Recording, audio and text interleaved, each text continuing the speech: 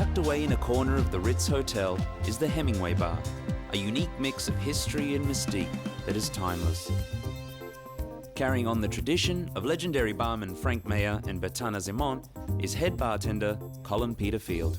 It became one of the most famous bars in the world due to Frank Mayer, who was the bartender, who had an enormous respect in the world of bar. It slowly became the Ritz bar, to certain people the Cambon bar, but women weren't allowed in the bar.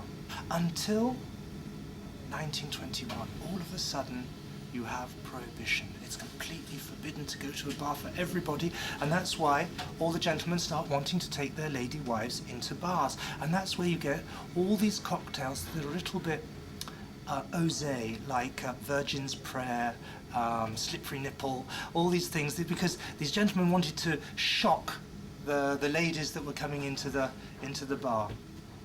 All of a sudden, on the 31st of December 1933, you have the end of the Volstead Act. The bars are now open to everybody, and then you have this counter-revolution with the journalists, people like Hemingway, Fitzgerald.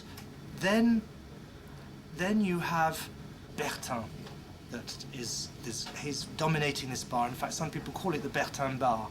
I know you must have some originals that you've incorporated into the Hemingway bar. Right. What would some of those be? Well, first of all, the Serendipity. When you find what you've always been looking for without knowing that you were looking for it. And it's Calvados, 1/10 in a tall tumbler glass, fresh mint, just a teaspoon of sugar, then you mix it just slightly, like that. It's actually almost cooking in there for a few seconds. Take a few ice cubes, drop of apple juice, top up with the champagne. So you're doing this to not bruise the mint, you just wanted that slight release of the mint flavour through the drink? But adding the champagne in here like this, you've got the cider, you've almost got the three principal products of the Normandy area. And just try it, it's a splendid cocktail.